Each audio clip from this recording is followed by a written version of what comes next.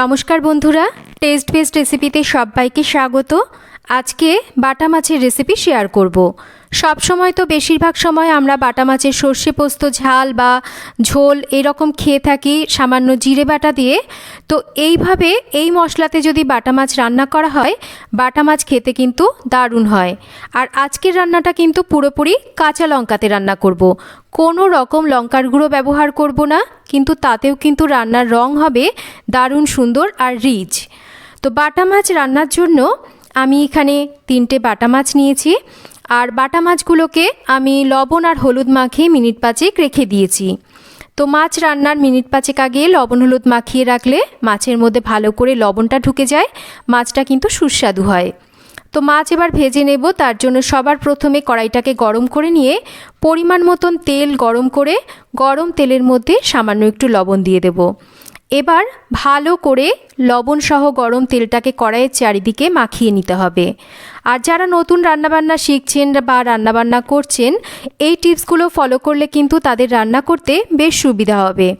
তো খুব ভালো করে তেলটাকে গরম করে নেওয়ার পর এবার লবণ হলুদ মাখিয়ে নেওয়া মাছগুলোকে ভেজে নিতে হবে। আর মাছ ভাজার সময় অবশ্যই করে মাছগুলোকে মাঝারি আঁচে রেখে ভাজতে হবে। আর মাছ কিন্তু কম আঁচেও ভাজলে হবে না, বা বেশি আঁচেও কিন্তু মাছ ভাজলে মাছ ভালো করে ভাজা হয় না। তো মাছ বেশি আঁচে ভাজলে কি হয়, মাছের ওপরটা ভাজা হয়ে যায়, ভেতরটা কাঁচা থাকে। তাই মাঝারি আঁচে রেখে মাছগুলোকে উল্টে পাল্টে ভেজে নিচ্ছি। যেহেতু মাছগুলো একটু বড়, তাই একসাথে মাছগুলোকে ভাজতে পারছি না, তাই 2 ব্যাচে আমি মাছগুলোকে ভেজে নিচ্ছি। তো বাকি মাছটাকেও কিন্তু ঠিক একইভাবে আমি ভেজে নিচ্ছি। তো রেসিপিটা কিন্তু খেতে খুব ভালো লাগে গরম ভাতে। রেসিপিটা যদি আপনাদের ভালো লাগে তাহলে অবশ্যই করে কিন্তু আপনারা রেসিপিটা একবার বাড়িতে ট্রাই করবেন। আশা করি আপনাদেরও রেসিপিটা ভালো লাগবে। তো মাছ আমার ভেজে নেওয়া হয়ে গেছে। এবার আমি কয়েকটা বড়ি ভেজে তুলে নেব। আর বড়িগুলোকে একটু লাল করেই ভেজে নেব। বড়ি যদি একটু লাল করে ভেজে নেওয়া হয় না, তাহলে ঝোলে দিলে সেই বড়িটা কিন্তু সহসা ভেঙে যায় না। তো বড়িগুলোকে একটু লাল করে আমি ভেজে তুলে নিচ্ছি। আর ওই তেলের মধ্যে এবার ফোড়নে দিচ্ছি একটু কালো জিরে। কয়েক সেকেন্ড ফোড়নটাকে ভেজে নিলাম। আর আমি এখানে আগে থেকেই একটা মশলা তৈরি করে রেখেছি। আর মশলা কিন্তু আমি এখানে খুব সামান্য পরিমাণই ব্যবহার করেছি। সামান্য করে একটু জিরে, কয়েকটা গোলমরিচ, কয়েকটা কাঁচা লঙ্কা, সামান্য একটু আদা আর একটু টমেটো একটু জল দিয়ে আমি বেটে রেখেছিলাম।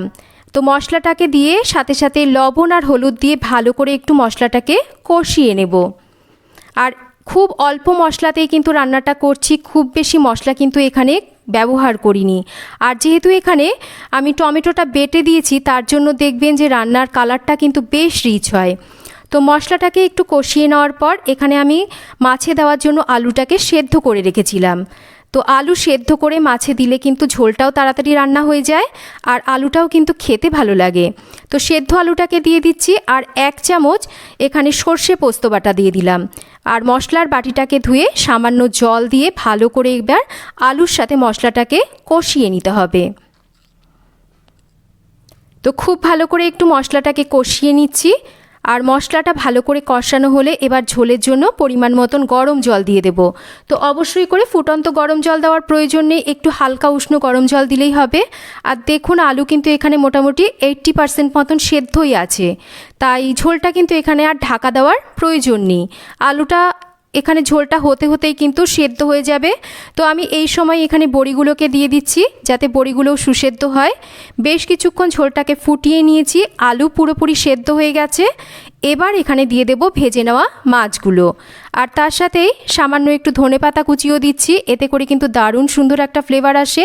ভালো করে সমস্ত কিছুকে মিশিয়ে নেব।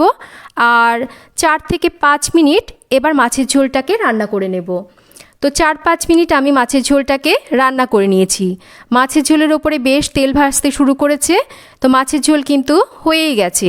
তো এই সময় কিন্তু খুব বেশি ঘাটাঘাটি করলে বড়িগুলো ভেঙে যেতে পারে। তো আলতো এরকম একটু নাড়াচাড়া করে দেব। আর গ্যাসের ফ্লেম বন্ধ করে দেব। তৈরি হয়ে গেল দারুণ স্বাদের এক বাটা মাছ। আপনারা একবার এইভাবে বানিয়ে গরম ভাতে খেয়ে দেখুন। আশা করি রেসিপিটা আপনাদের ভালো লাগবে। আর রেসিপিটা বানিয়ে খেয়ে কিন্তু অবশ্যই আমাকে কমেন্ট করে জানাবেন কেমন লাগলো আপনাদের রেসিপি। রেসিপি ভালো লাগলে একটা লাইক করবেন, শেয়ার করবেন রেসিপিটা সকলের সাথে।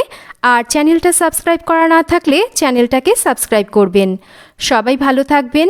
আবার ফিরে আসবো নতুন কোনো রেসিপি নিয়ে।